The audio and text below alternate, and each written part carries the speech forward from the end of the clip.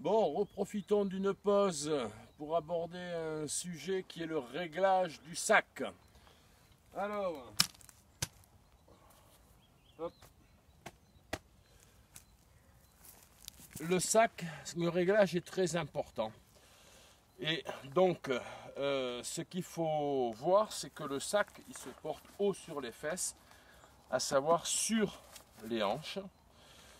Il faut que les bretelles de dos absorbent la courbure de l'épaule, voilà, et que là ici on a un réglage sur lequel on reviendra, qui va faire que ça ramène un petit peu le sac, et éventuellement, selon que je règle plus d'un côté ou de l'autre, ça va me mettre le sac comme ça.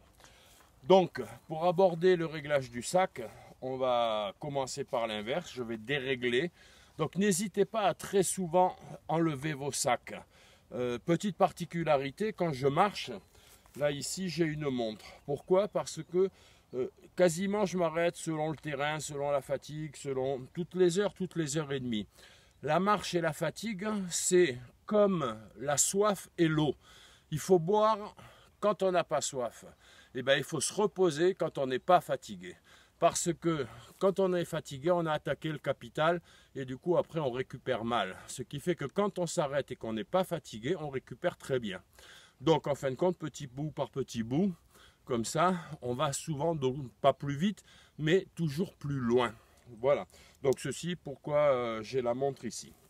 Donc au niveau du sac, je dérègle et il ne faut pas hésiter à poser son sac très souvent.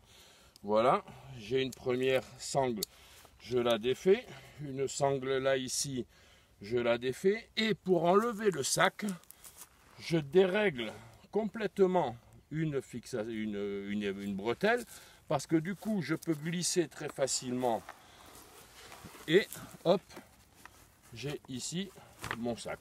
Voilà. Donc là ici on a vu qu'il faut qu'on ait l'épaule dans la courbure du dos. Si d'aventure je défais tout, je vais avoir le sac beaucoup trop loin et qui va être trop parti. De la même manière, je vois beaucoup de pèlerins qui tirent toujours ça au max. Si c'était pour être tiré toujours au max, ça ne sert à rien qu'on ait mis des réglages. Ça veut bien dire qu'il faut que ça sert à quelque chose à régler. Et cette sangle, c'est toujours la dernière à régler. Voilà. Donc je remets le sac pour voir comment est-ce qu'on le règle. Donc une fois que je l'ai mis sur les épaules, comme les bretelles d'épaule sont larges, c'est facile à remettre. Première des choses, je prends ma ceinture, je me mets le sac sur les hanches, je ferme ma ceinture et là, hop, je peux serrer. N'ayez pas peur de serrer, la seule chose que vous risquez, c'est de pisser plus souvent, c'est tout. Deuxième chose, je commence par ici. Voilà, là je règle mes ceintures, mes bretelles, de manière à ce qu'elles épousent mon épaule et je tire pas comme un barjot dessus.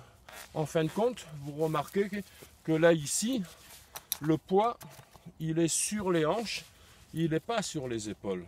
Ok? Après, je vais utiliser ça. Et ça, c'est très intéressant parce que de la même manière, je ne vais pas le tirer au maximum pour m'étouffer. Voilà, je le garde léger. Et en dernier recours, je prends ces deux lanières que je tire raisonnablement. Voilà, à égale distance. Et donc, je suis reparti pour le sac. Alors, tous ces conseils, je les partage. C'est ce que je sais, du moins c'est ce que j'ai appris. Parce que comme tout le monde, je l'ai appris. Si je vous racontais mon premier chemin, tout ce qu'il ne faut pas faire, je l'ai fait. Et j'en ai bavé en veux-tu, voilà. Donc, total des courses, j'apprends, je partage. Comme tous les conseils, si votre méthode vous va et qu'elle va bien, ben c'est la bonne, c'est tout. Sinon, voilà, un peu de technique. En tout cas, pour tout ce qui est conseil en général sur le chemin, Madi du Camino, caminoloc.com. Salut!